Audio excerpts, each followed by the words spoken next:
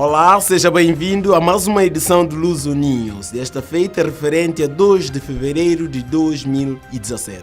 Milhares de manifestantes nas ruas de Bucareste contra os planos do governo de descriminalizar alguns atos de corrupção. É uma das maiores manifestações desde a Revolução de 1989. Os cidadãos romenos afirmam que a aprovação de um decreto de emergência vai permitir que os políticos corruptos escapem da justiça. Segundo as críticas, esta lei vai anular os esforços contra a corrupção na Roménia.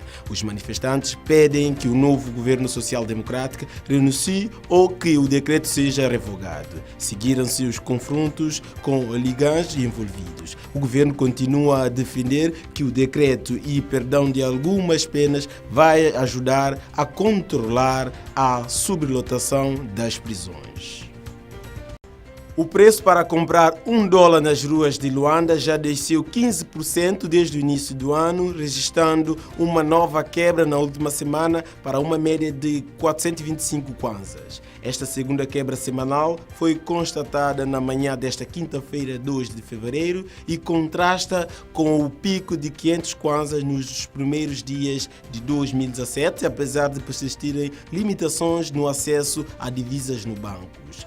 Há precisamente uma semana, cada dólar era vendido a 470 kwanza em média, mas quinguilas de Luanda, como são conhecidas as mulheres que se dedicam à compra e venda de divisas, atividade ilegal, insistem que o preço vai continuar em queda por ter aumentado a quantidade de divisas no mercado paralelo. Apesar dos preços especulativos, ainda 3 vezes acima da taxa de câmbio oficial face às dificuldades na banca, o negócio de rua ainda é uma alternativa para nacionais e estrangeiros que necessitam de divisas.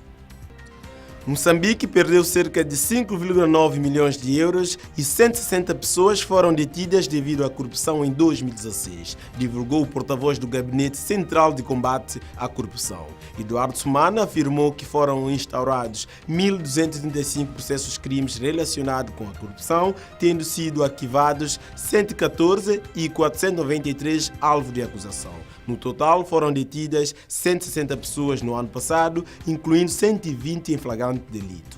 Do valor perdido devido à corrupção, de acordo com o citado porta-voz, foi possível recuperar na fase de instrução preparatória 2,9 milhões de euros. Os dados indicam ainda que, durante o ano de 2016, as autoridades moçambicanas registraram 414 casos de corrupção passiva, 216 de corrupção ativa, 135 de desvio de fundos, 68 de abusos de cargo ou função e 22 casos de pagamentos de remuneração indevida e 2 de enriquecimento ilícito.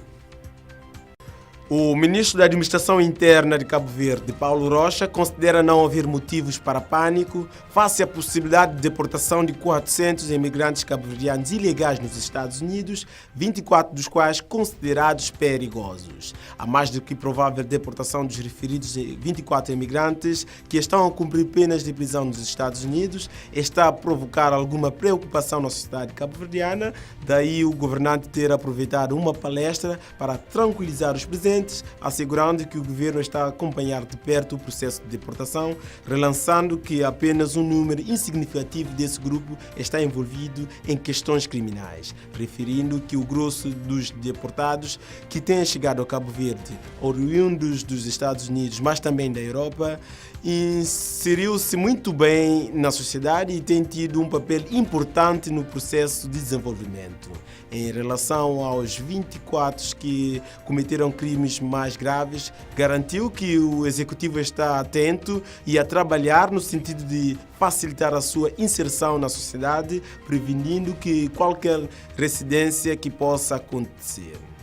O capitão do Sport Clube de Portugal, Adrien Silva, recorreu às redes sociais para fazer um apelo: ajudar as crianças de São Tomé e Príncipe.